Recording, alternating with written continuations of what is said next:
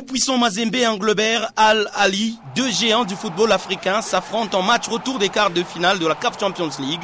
L'enjeu pour les Congolais est de se qualifier et les Égyptiens négocient le maintien de leader du groupe B. Une 5e journée qui a plutôt souri au club cher à Moïse Katumbi Chapoué, et c'est le capitaine dans un rôle très exemplaire de passeur qui permet à l'équipe de réaliser ses ambitions. On joue seulement 3 minutes après le retour des vestiaires. Trésor Poutou se débarrasse de son collègue égyptien. Son centre surprend le goalkeeper des Rouges. Samata surgit de la tête pour l'ouverture du score. Décidément, l'international tanzanien est en confiance. 4e tête prolifique sur ses 5 réalisations dans le tournoi. 1-0. Titulaire pour la première fois depuis le début de la saison, Deogracia Skanda s'invite à la fête.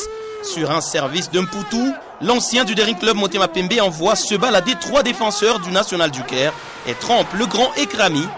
Magnifique but depuis novembre 2010 contre Espérance en finale de la même compétition. C'est la 2e réalisation internationale de ce garçon, plein d'imagination.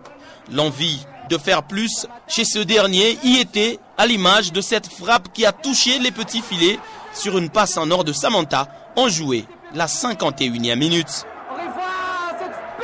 Et le malheureux, c'est peut-être Thomas Ulimwengu qui sur cette action pouvait aussi s'illustrer comme buteur. Mais le transfuge de Simba Sport Club tanzanien se refuse de caresser le ballon après 2 tirs repoussés par Ekrami. Sa frappe choisit le décor.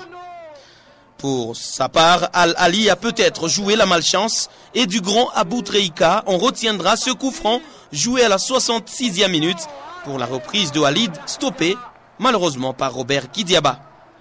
Et très en forme, le gardien congolais l'a prouvé aussi sur cette puissante frappe de Da Silva captée en 2 temps. Et la première victoire de Mazembe sur Al-Ali de toute l'histoire des 2 clubs.